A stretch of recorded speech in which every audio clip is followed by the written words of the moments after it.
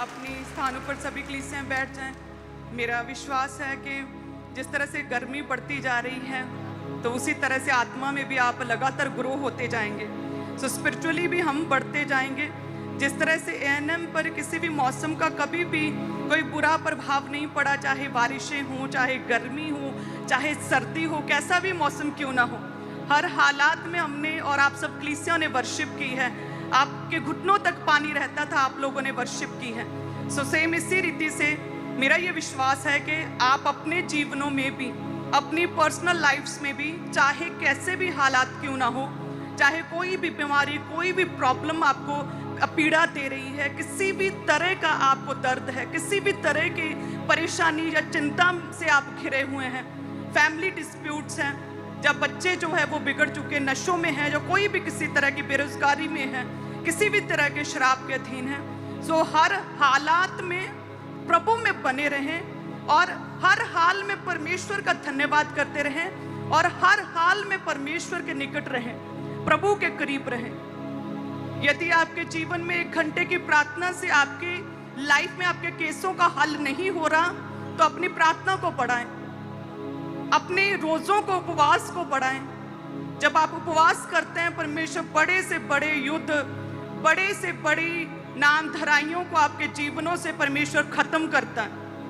ये हमारी personal testimonies है। हमने जब ये रोजे स्टार्ट किए थे 40 डेज फास्टिंग, एक बहुत बड़ा केस था हमारी लाइफ में जिसके लिए हमने प्रेयर्स की और 40 दिन बीतते बीतते परमेश्वर ने मुझे उस प्रेयर रिक्वेस्ट का उत्तर दिया। उपवास में इतनी ताकत और इतनी पावर है। सभी कलीसियाओं को रोज प्रेयर करना और हफ्ते में 2 रोजे रखने चाहिए।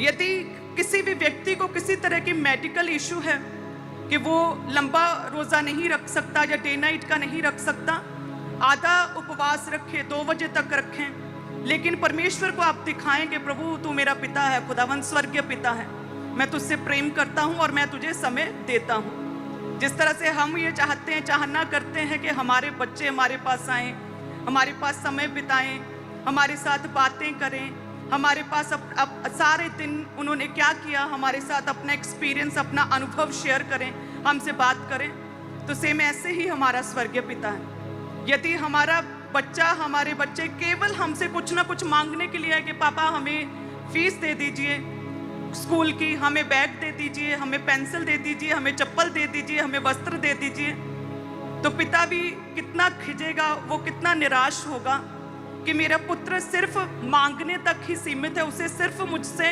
वर्ल्डली मटेरियलिस्टिक चीजें ही चाहिए, इसे सिर्फ आशीषें ही चाहिए। तो ऐसे ही सेम हमारा पिता भी हमारी तरह ये सोचता है कि हम उसके साथ अपने डेली के अनुभवों को परमेश्वर के साथ उसकी प्रेजेंस में बैठकर उसके साथ शेयर करें, रोज प्रेयर करें। हालेलुया। कितने जन तैयार है रोज प्रेयर करने के लिए?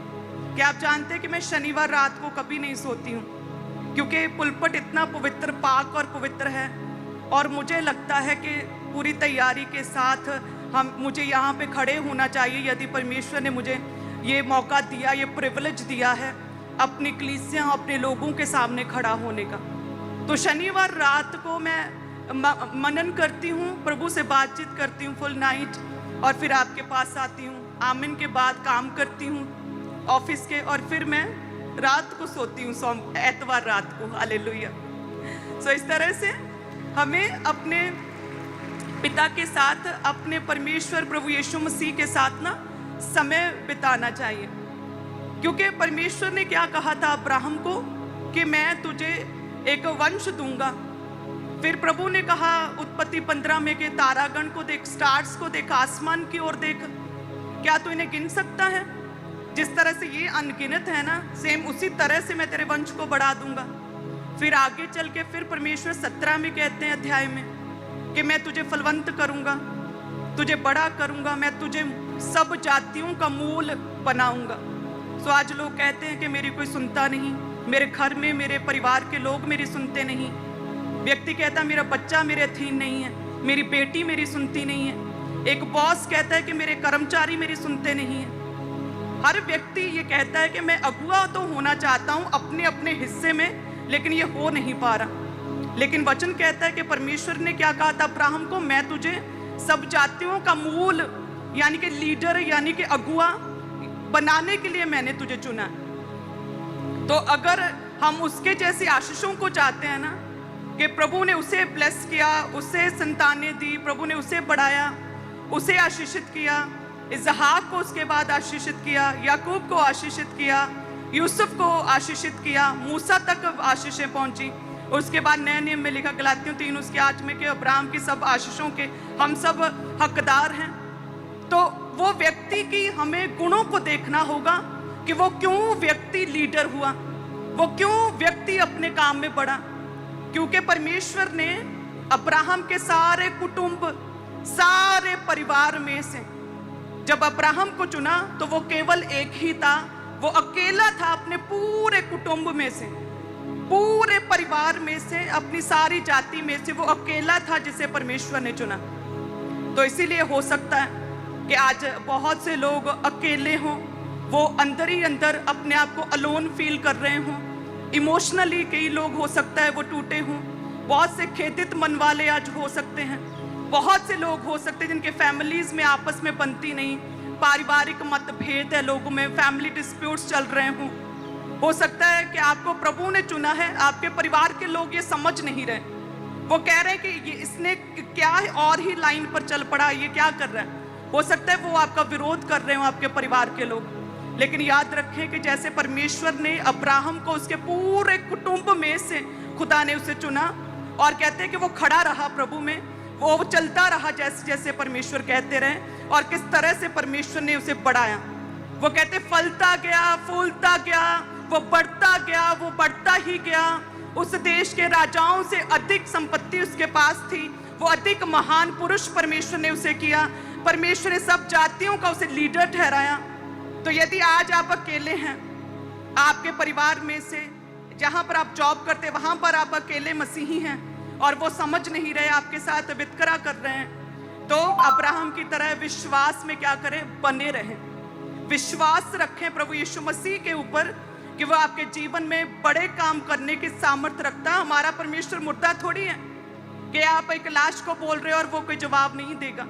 वो जीविता परमेश्वर, जी उठा परमेश्वर है, वो जीवित परमेश्वर है। स्वर्गारोहण मीटिंग आ रही है वीरवार को, थर्सडे को, तो वो जी उठा है। हालेलुया। उस परमेश्वर से जब आप एक जीवित व्यक्ति से कोई बात करते हैं तो वो रिस्पॉन्स करता है, वो रिएक्ट करता है, वो आपको सलाह देता है, कैसे करो, ये करो, वो करो, आपको गाइड करता है। सेम उसी तरह से स्वर्गीय पिता प्रभु यीशु मसीह जीवित परमेश्वर है। जब आप उनसे बात करते हैं ना प्रभु से, रात को अकेले प्रार्थना में, अपने कमरे में साइड पर बैठकर आप जो प्रेयर करते हैं, परमेश्वर जो है ना आपको गाइड करता है अपने आत्मा के द्वारा। वो आपको गाइड करना शुरू करता है आपके दर्शनों के द्वारा, वो आपको गाइड करना शुरू करता है अपने दासों के द्वारा, आपके मेंटर्स के द्वारा, वो आपको गाइड करता है अपनी चर्च जो प्रभु ने आपके लिए ठहराई उसके द्वारा प्रभु आपको गाइड करता है। सो इसलिए क्या, प्रभु के साथ समय बिताना शुरू करें। हम चाहते हैं बढ़ना, हम चाहते हैं ग्रो होना, हम चाहते हैं हम अपने परिवार में अगुए हों, हम चाहते हैं, एक बहू चाहती है कि उसका परिवार, उसके सास, उसके ससुर उसकी इज्जत करे, सब उसकी बात माने। आप चाहते हैं अगुआ होना अपने परिवार, अपने काम काज में, तो विश्वास के साथ अब्राहम की तरह चलते रहना होगा कि लंबे समय तक पुत्र नहीं मिला था, बांझ थी पत्नी, लेकिन फिर भी क्या कहते, चलता रहा। लंबे समय तक परमेश्वर ने उनकी प्रार्थना को पूरा नहीं किया, जो प्रभु ने भविष्यवाणी उसके विषय में की थी उसे पूरा नहीं किया, लेकिन कहते फिर भी क्या किया, चलता रहा। हालेलुया। सो इसलिए मोस्ट इंपॉर्टेंट है कि प्रभु में हम चलते रहें। प्रभु में कैसे चलेंगे? प्रार्थनाओं के द्वारा। जब प्रार्थना करेंगे परमेश्वर का आत्मा आपको गाइड करेगा, वचन पढ़ने के द्वारा प्रभु आपके साथ बात करेगा, रोजों में परमेश्वर अद्भुत रीति से काम करता है। मेरा यह पर्सनल एक्सपीरियंस है, अद्भुत रीति से काम करता है। तो रोजों में परमेश्वर हमसे बात करता है। हमारी नामधराइयां जो